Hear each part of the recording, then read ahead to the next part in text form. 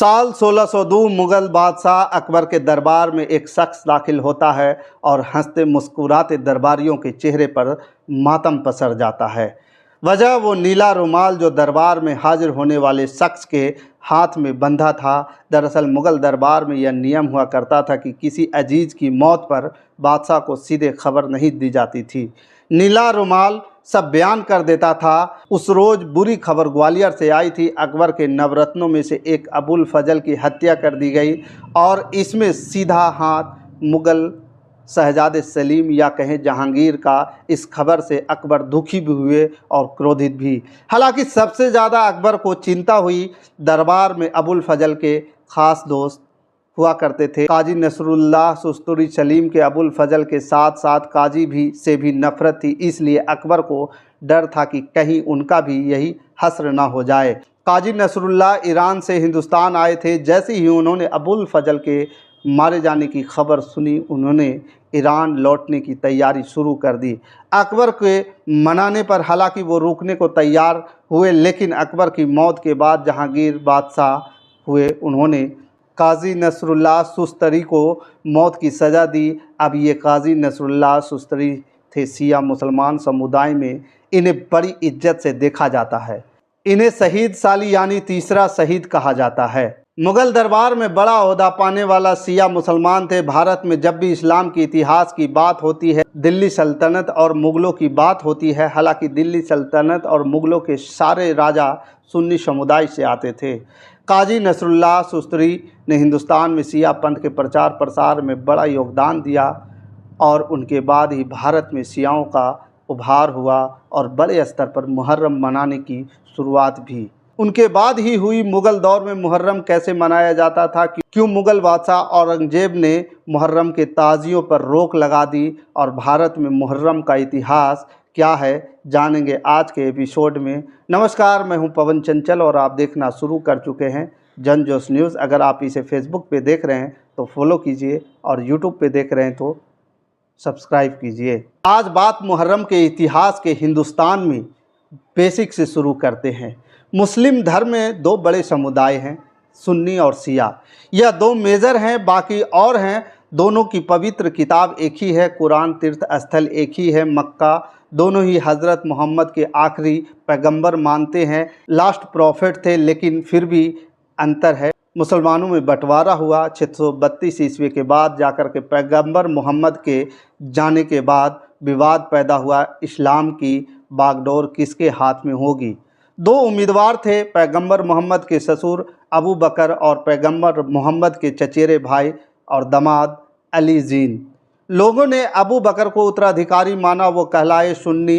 अबू बकर को पहले खलीफा का दर्जा भी मिला और इस तरह सुन्नी मुसलमानों में खिलाफत की शुरुआत हुई। दूसरे धड़े ने कहा कि हज़रत अली उत्तराधिकारी होंगे, वो हैं असली उत्तराधिकारी, और उन्हें इमाम का दर्जा दिया गया और इस तरह शियाओं में इमामत की शुरुआत हुई। अब ये बेसिक कॉन्सेप्ट हमने आपको बताया, समझ की आसानी के लिए पूरी डिटेल का दावा हम नहीं कर रहे हैं। हालांकि इसमें एक और पेच था। दरअसल हज़रत अली को सुन्नी भी मानते हैं। अबू बकर के बाद खलीफा हुए उमर और उस्मान, इन दोनों की हत्या हो गई, जिसके बाद सुन्नियों ने हज़रत अली के चौथा खलीफा माना, जबकि शियाओं के लिए वह पहले इमाम हैं। इमामत और खिलाफत का यही फ़र्क शिया और सुन्नी का अंतर बना। हज़रत अली से मुहर्रम की कहानी भी शुरू होती है और मुहर्रम इस्लामिक कैलेंडर के पहले महीने को कहते हैं। माना जाता है कि मुहर्रम के 10वें रोज़ हज़रत अली के बेटे हुसैन और उनके साथियों की हत्या कर दी गई थी। यह सब हुआ था करबला की जंग में। क्या थी इस जंग की कहानी, चलिए डिटेल में जानते हैं। करबला इराक़ का एक एरिया है जो राजधानी बगदाद से 120 किलोमीटर दूर है। आज भी मुसलमानों के लिए दो जगह सबसे पवित्र मानी जाती है, मक्का और मदीना। इसके बाद अगर शिया मुस्लिम किसी जगह को सबसे ज़्यादा अहमियत देते हैं तो करबला ही। ऐसा इसलिए कि शहर में इमाम हुसैन की कब्र है। कहानी शुरू होती है 680 ईस्वी से। उमर के दूसरे खलीफा यज़द मुआविया ने गद्दी संभाली। यजीद साम्राज्य पर पकड़ मजबूत करना चाहते थे, इसलिए उन्होंने हुसैन और अपने फॉलोअर्स पर दबाव डालना शुरू किया। अब पैगंबर मोहम्मद हुसैन के नाना हुआ करते थे, इसलिए हुसैन का साथ आ जाना यजूदी यज़द के लिए बहुत ज़रूरी था। इस्लामिक कैलेंडर के हिसाब से हुसैन और उसका काफ़िला 2 मुहर्रम के रोज़ करबला पहुंचा। मुहर्रम की दूसरी तारीख यहाँ यजीद ने हुसैन के सामने सरपरस्ती स्वीकार करने का प्रस्ताव रखा, लेकिन हुसैन ने इनकार किया। हुसैन, उनका परिवार और बाकी लोग करबला के जंग में रुके हुए थे। यज़द ने उनके काफ़िले के पास घेराबंदी डाल दी, उनके लिए पानी भी बंद कर दिया गया। इसके बाद भी जब हुसैन नहीं माने, यज़द ने हुसैन के ख़िलाफ़ खुली जंग का ऐलान किया। शिया इतिहासकारों के अनुसार 9 मुहर्रम की रात इमाम हुसैन ने रोशनी बुझाते हुए अपने साथियों से कहा, मैं किसी के साथियों को अपने साथियों से ज़्यादा वफादार और बेहतर नहीं समझता। कल के दिन हमारा दुश्मनों से मुकाबला है। उधर लाखों की तादाद वाली फ़ौज है, तीर है, तलवार है, जंग में सभी हथियार हैं। उनसे मुकाबला मतलब जान का बचना मुश्किल है। आगे उन्होंने कहा कि मैं तुम सबको बाखुशी तुम सबको इजाज़त देता हूँ कि तुम यहाँ से चले जाओ। मुझे तुमसे कोई गिला शिकवा नहीं है, कोई शिकायत नहीं है। यह लोग सिर्फ मेरे खून के प्यासे हैं। यजीद के फ़ौज उसे कुछ नहीं कहेंगे जो मेरा साथ छोड़ के जाना चाहेगा। ये कहने के बाद हुसैन ने कुछ देर बाद रोशनी फिर से जला दी। एक भी साथी इमाम हुसैन के साथ छोड़ के नहीं गया। इसके बाद जब 10 मुहर्रम की सुबह इमाम हुसैन ने नमाज़ पढ़ाई तो उस समय यज़द की फ़ौज ने उनके तरफ तीरों की बारिश शुरू कर दी। हुसैन के साथी ढाल बनकर खड़े हुए, उनके जिस्म की तीर से छलनी हुए और हुसैन ने नमाज पूरी की तीरों की बरसात में। जब तक दिन ढलता हुसैन के तरफ 72 लोग शहीद हो चुके थे। इनमें हुसैन के साथ उनके 6 माह के बेटे अली असगर, 18 साल के अली अकबर और 7 साल के भतीजे कासिम भी शामिल थे। इसके अलावा भी हुसैन के कई दोस्त रिश्तेदार जंग में मारे गए। मुहर्रम के जुलूस में आपने देखा होगा कि लोग मातम मनाते हुए अपने जिस्म को खंजर से घायल करते हैं। इस परंपरा का संबंध भी करबला की लड़ाई से ही है। मुस्लिम इतिहासकारों ने हुसैन के 6 माह के बेटे अली असगर की शहादत को बड़े दर्दनाक तरीके से लिखा है। कहा जाता है कि जब हुसैन ने यजीद की बात नहीं मानी तो यजीद ने हुसैन के परिवार का खाना बंद किया, पानी भी बंद किया। पानी के जितने भी स्रोत थे करबला के आसपास उन पर फौज लगा दी गई। इसकी वजह से हुसैन के लोग प्यास से त्रहिमाम करने लगे। प्यास की वजह से हुसैन का 6 माह का बेटा अली असगर बेहोश हो गया। हुसैन उसे गोद में लेकर पानी के पास पहुंचे, लेकिन यज़द की फ़ौज ने तीर से अली असगर की गर्दन काट दी। इसके बाद यजीद के ही एक आदमी ने भोंत खंजर से हुसैन की गर्दन भी काट दी। हुसैन के मरने के बाद यजीद के आदेश पर शब के घरों में आग लगा दी गई। जो बच्चे जिंदा बचे उन्हें यजीद ने जेल में डलवा दिया। हुसैन, उनके परिवार और उनके रिश्तेदारों पर हुए इस जुल्म को याद करने के लिए ही शिया मुसलमान हर साल मुहर्रम के महीने में मातम मनाते हैं। मुहर्रम की 10वीं तारीख को अशूरा कहा जाता है और इस दिन मातमी जुलूस निकाला जाता है। लोग खुद को तीर चाकुओं से घायल करते हैं और अंगारों पर नंगे पांव चलकर बताते हैं कि यज़द ने जितना जुल्म हुसैन पर किया उससे आगे उनका मातम मामूली है। मुहर्रम के साथ जो चलते हैं वह हुसैन के ही कब्र का एक रूपक होता है। भारत के तमाम शहरों में करबला नाम की एक जगह होती है। यह वह जगह होती है ताजियों का दफनाया जाता है। जैसे हमने पहले बताया करबला में हुसैन शहीद हुए, इसलिए इन स्थानों का नाम करबला पड़ा। मुहर्रम की कहानी जानने के बाद अब हिंदुस्तान के मुहर्रम के इतिहास पर आते हैं। साल 1864 में हिंदुस्तान आए तब हिंदी, उर्दू और फारसी और तमाम भारतीय भाषाओं के शब्द उनकी वोकैबुलरी से जुड़ने लगे। मसलन बरामदा बन गया रांडा, चंपू बना शैम्पू, बंगला बना बंगलो, तूफान बना टाइफून, चिट्ठी बन गई चीट और बंधन बन गया बंडा।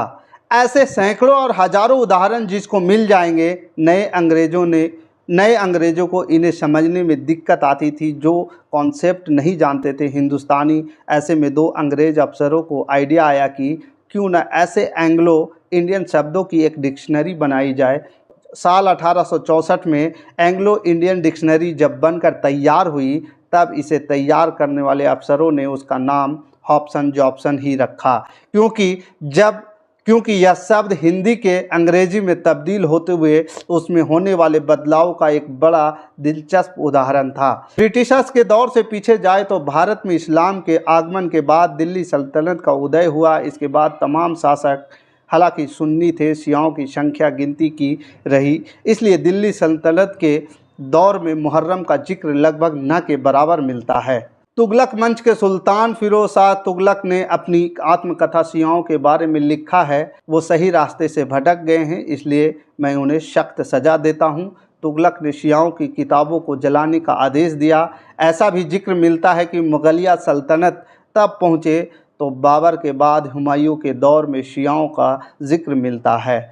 शियाओं की भारत में गिनती बढ़ी कैसे, इसके पीछे भी एक दिलचस्प कहानी बताई जाती है। 1540 में चौसा की जंग में शेर शाह सूरी से हारने के बाद हुमायूं ने काबुल में शरण लेनी चाहिए, लेकिन वहां उनके भाई कामरान मिर्ज़ा ने उन्हें गिरफ्तार करने की कोशिश की। भाई ने भाई को अरेस्ट करने की कोशिश की, जबकि लड़के आ रहे हैं हुमायूं को भगाकर तब ईरान जाना पड़ा। ईरान जैसा हम जानते हैं कि शिया बहुल है। ईरान में तब सफ़ेद वंश के शाह तहस का राजा था। शाह ने हुमायूं को सुन्नी शिया बनने का ऑफ़र दिया था। अब हुमायूं को लगा कि शिया तो नहीं बन सकते, लेकिन बाहरी तौर पर शिया पंथ के लिए उदारता दिखाई तो शाह से मदद मिल जाएगी। ऐसे ही हुआ। कामरान मिर्ज़ा ने शाह को ऑफ़र दिया कि अगर वो हुमायूं को सौंप दे तो बदले में शाह को कंधार मिलेगा, लेकिन शाह ने हुमायूं को साथ देते हुए एक बड़ी फ़ौज हुमायूं को सौंपी। इस फ़ौज की मदद से हुमायूं ने न सिर्फ कामरान को हराया बल्कि दिल्ली के तख्त पर दोबारा काबिज होने में भी सफल रहे। इस प्रकरण का यह असर हुआ कि दिल्ली में शियाओं की संख्या बढ़ती गई, क्योंकि एहसान था फ़ायरज़ के साथ आई हुमायूं की फ़ौज में शिया फ़ौजी थे, वो भी हिंदुस्तान में बसे। यहाँ उन्होंने शादियाँ की, बच्चे हुए।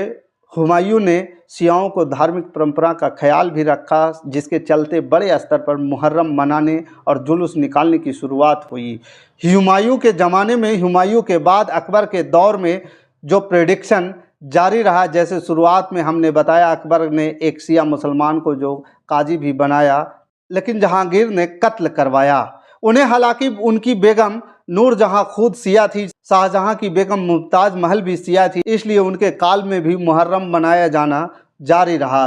शाहजहां के बाद आया औरंगजेब का राज, जिन्हें दूसरे धर्मों के प्रति इनटॉलरेंस के लिए जाना जाता है।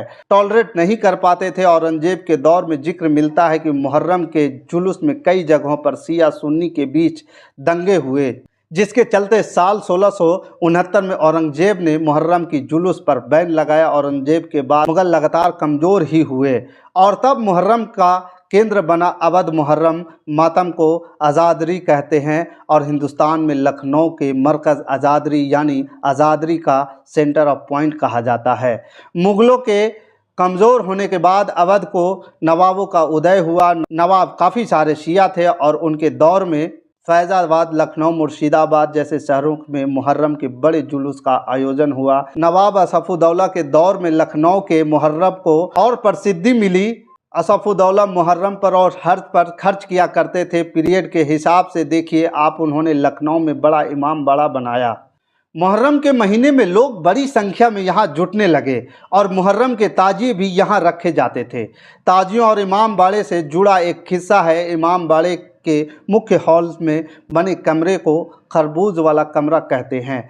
कहानी यूं ही है कि एक बूढ़ी औरत तरबूज बेचकर घर चलाती थी। उसके पास एक छोटी सी ज़मीन थी जो इमाम बाड़े को बनाते वक्त आड़े आती। बूढ़ी औरत से कहा गया कि ज़मीन बेच दो, लेकिन उसने रखी एक शर्त, यह कि मुहर्रम के दौरान उसके लिए ताजिए को नवाब के ताजिए के साथ ही इमाम बाड़े में रखा जाएगा। नवाब तैयार हुए, उनको इमाम बाड़ा बनवाना था, क्योंकि उन्होंने बुढ़िया के ताजिए के लिए एक विशेष कमरा बनवाया। आगे चलकर इस कमरे का नाम खरबूज वाला कमरा पड़ा।